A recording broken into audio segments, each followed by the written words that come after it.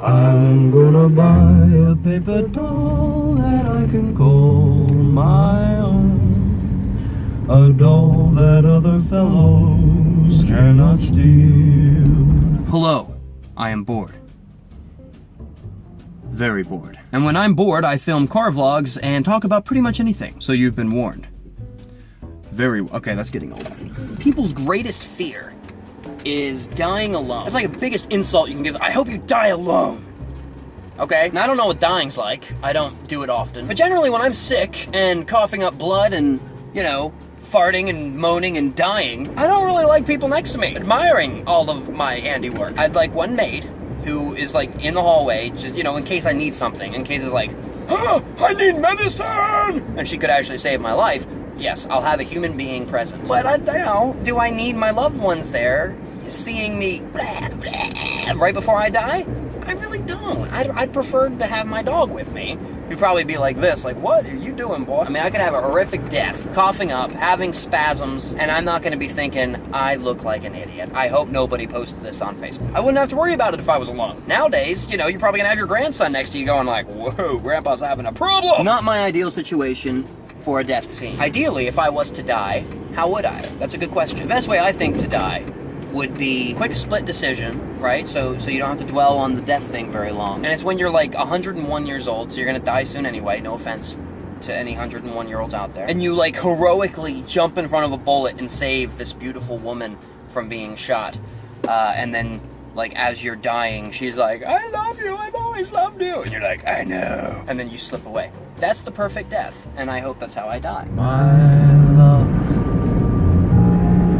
there's only you in my first love. I'll be a fool for you. Oh,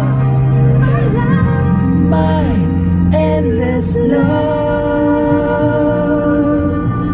It's my ode to pizza. So don't think that I hate children when I tell you this story. I just have a hard time, often, with other people's children. I volunteered recently as a mentor for a Learn to Play hockey program. And these days you can't teach kids because you can't tell them no. The kid could be whacking you with a stick across the head. You'd be like, dude, stop, you can't do that. And the parents will be like, how dare you? How dare you say my son can't do something? He can do anything he sets his mind to. Well, how about he sets his mind on getting a new pair of parents? That's why they're called parents, because it's a pair. Whoa, it's a pair of people. Guys, I'm so brilliant. Suddenly two of the kids, they're like 6 years old, they start fighting. At first I was like, dude, you guys are learning old school hockey. This is great. Problem was their parents were watching and they were using their sticks. I decided this was not the best time to advocate violence, and so I said, hey, yo, children, please, let's not hit each other with sticks. So one of the kids, named Tyler or Taylor or something ridiculous, I don't remember his name, wasn't worth remembering, decided he would challenge my authority. Tyler, Taylor, whatever, skates up to me and goes, what you gonna do about it?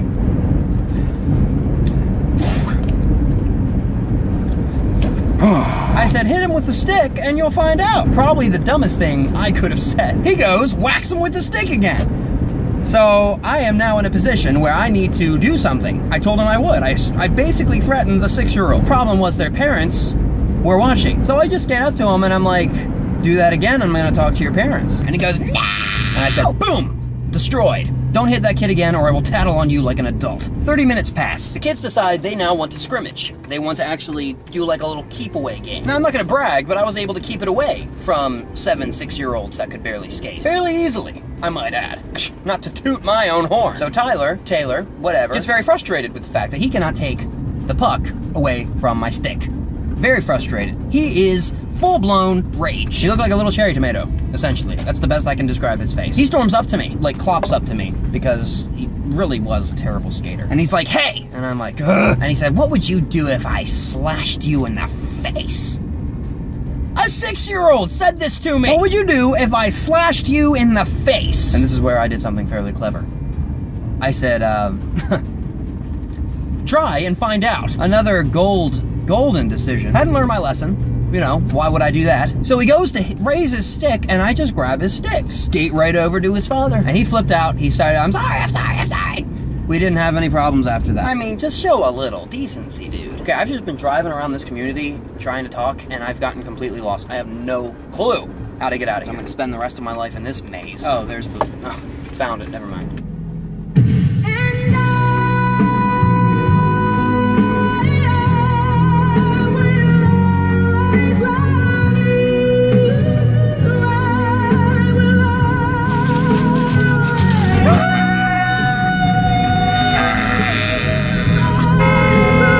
Well, guys, that's about it. I hope the rest of your day is glorious. The rest of your week, wonderful.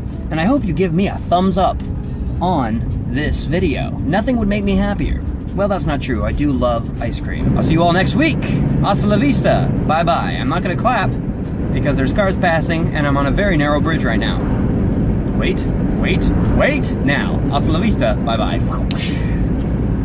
You joy.